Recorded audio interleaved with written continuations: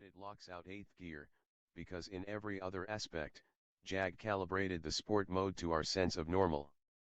The chassis honors the mantra of Sir William Lyon's grace, pace, and space with its crisp responses and refined manners.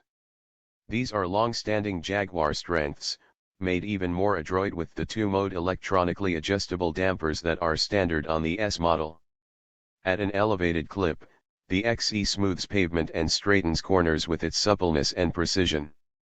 Shod with the stickiest rubber on the menu 20-inch Pirelli P0s, the XES recorded 0.96 g of lateral grip and stopped from 70 miles per hour in 151 feet, well ahead of anything we've measured from its competition.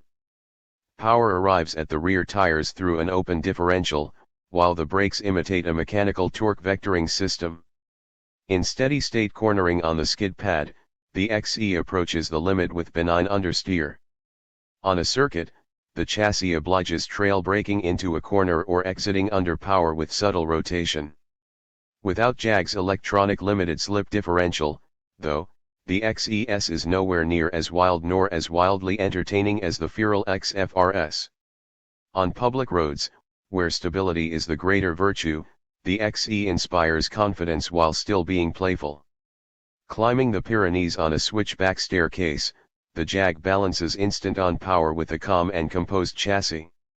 The electrically assisted, variable ratio steering system relays precisely how the front tires bite at turn-in, slide over a patch of gravel mid-corner, or stutter at the limit of adhesion as you exit a hairpin. View photos.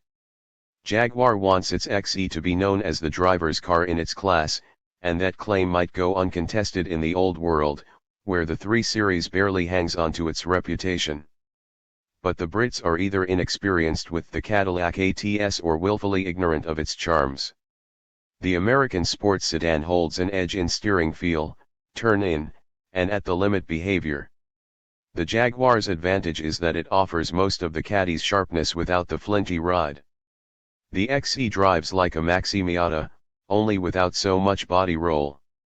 It's rolling proof that soft cars aren't always sloppy and sporty models needn't be stiff.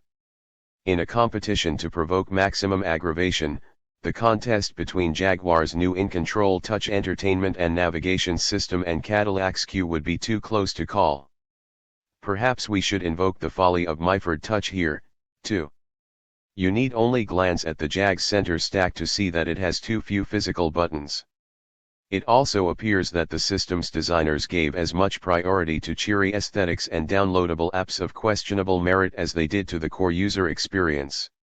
Entering a destination, you will wait whole seconds between each letter typed, as the system considers which letters to lock out so you don't line up 14 consonants in a row. You might as well be using IBM punch cards. The XE's cabin is otherwise a bright and pleasant place, and not just because cherry red leather radiates energy. The cockpit is as uncluttered as the exterior, and there are clear sight lines in every direction.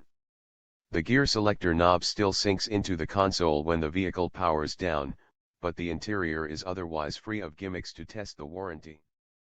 Thankfully.